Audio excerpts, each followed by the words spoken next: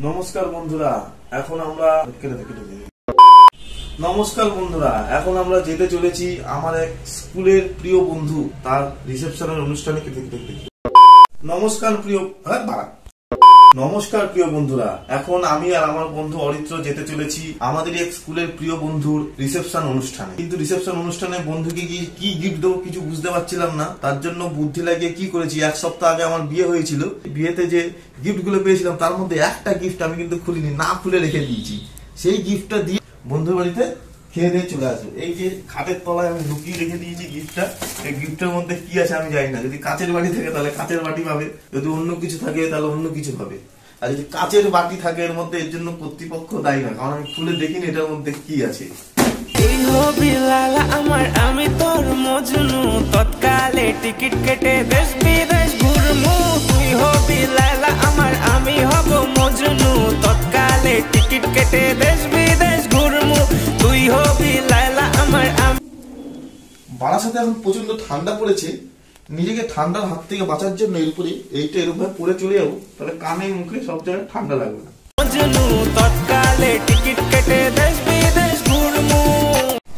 আমরা এখন সেজে গুজে চলে এসেছি। এখন টোটোতে উঠলাম, এখান থেকে যাবো চাপাটালি মোড়, সেখান থেকে যাবো রিসেপশন। সঙ্গে রয়েছে বন্ধু অরিত্র আর সেই সারপ্রাইজ গিফট, কেউ জানে না ওটার মধ্যে কি আছে। বিয়ে বাড়ি যেতে যেতে রাস্তায় বউয়ের সাথে দেখা হয়ে গেল, যাই একটু বউয়ের সঙ্গে দেখা করে আসি আগে। হে ময়লার পাশে দাঁড়িয়েছে পুরো একদম। হাই বলো হাই বলো হাই বলো না, হাই বলো দেখা যাচ্ছে না কাউকে। এই তো হাই বলে দিয়েছে। আমি আসছি তাহলে, ঠিক আছে। চাপাডালি থেকে নেমে আমরা এখন টোটো চেঞ্জ করলাম। আমরা এখন দাঁড়িয়ে রয়েছি বিগ বাজারের সামনে। এখান থেকে টোটো ছাড়লে একটু বাদে আমরা গন্তব্যস্থলে পৌঁছি।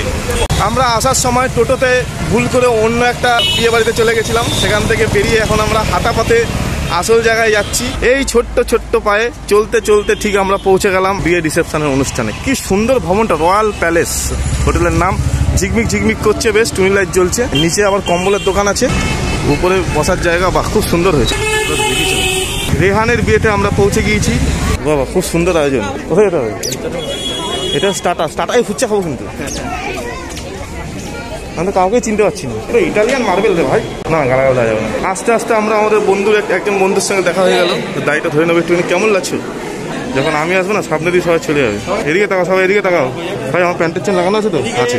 কংগ্রাচুলেশন বল প্রথমে, বলো কংগ্রাচুলেশন, বল কংগ্রাচুলেশন, জোরে বল না।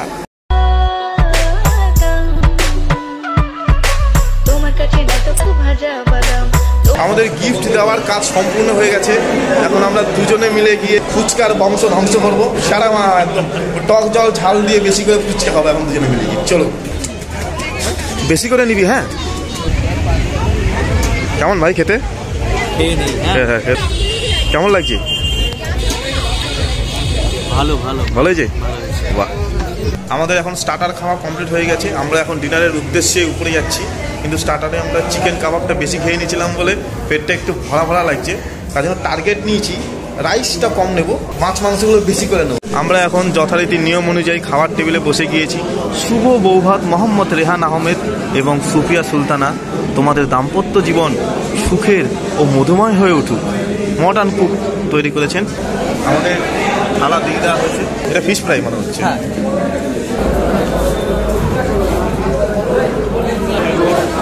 রান্না খুবই সুস্বাদু হয়েছে, কি হয়েছে তাই তো?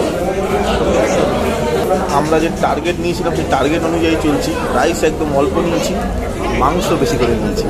খাসির মাংসটা কেমন লাগছে? খুবই ভালো, খুবই ভালো। রাইস কম, মাংস বেশি, এরকম টার্গেট নিয়ে বিয়ে বাড়িতে যাবে, ভালো লাগবে, লাভবান। মির্জাপুরের দাদুটা কিন্তু এইভাবে খাসির মাংস খেতে, মির্জাপুরের দাদু, তেল লাগানো দাদু। তোমার কাছে আছে শুধু কাঁচা বাদাম, তোমার কাছে এত কত ভাই। রসগোল্লাটা যখনই খাবে খাবে তাহলে বেশি খেতে পারবে। এখন আমরা খাচ্ছি নলেন গুড় ফ্লেভারের আইসক্রিম খাচ্ছি। হেভি টেস্ট, অসাধারণ। জামাই এখানে দাঁড়িয়ে রয়েছে আর জামাইয়ের সিটে বসে। ঠিক আছে ভাই, আসলে ভালো হয়েছে, ভালো ভিডিওটা এই অবধি ছিল। আমরা বিয়েতে এসে প্রচণ্ড পরিমাণে মজা করলাম, আনন্দ করলাম। দেখা হবে আবার পরের ভিডিওতে।